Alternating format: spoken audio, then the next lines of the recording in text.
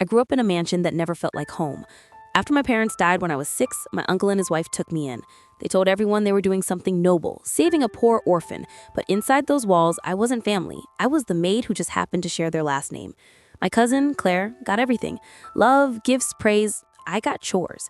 Every time I tried to speak up, my aunt will remind me, "We took you in. The least you can do is help around the house." So I stayed quiet. I learned to clean in silence and dream in secret. Years passed, and something always felt wrong.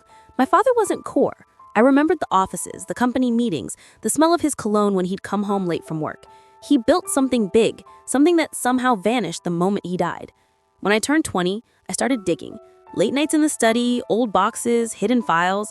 I found records with my father's name and my uncle's listed as co-founders. But only one signature remained active: his. That's when the pieces clicked.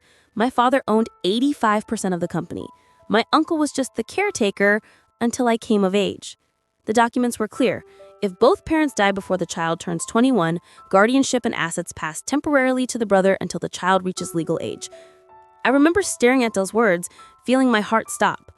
Everything, the company, the estate, the mansion, all of it was mine.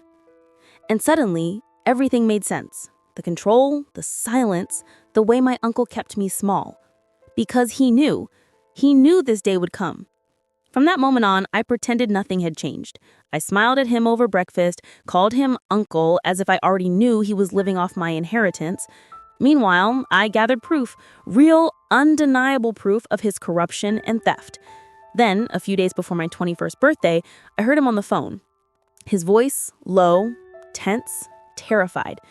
"We can't let her turn 21. Once that happens, everything's gone." That was the moment I knew he wasn't just cruel, he was desperate. When the will was finally read, I watched his confidence crumble. The lawyer revealed the truth, the clause, the signatures, every asset, every share, every property, all under my name.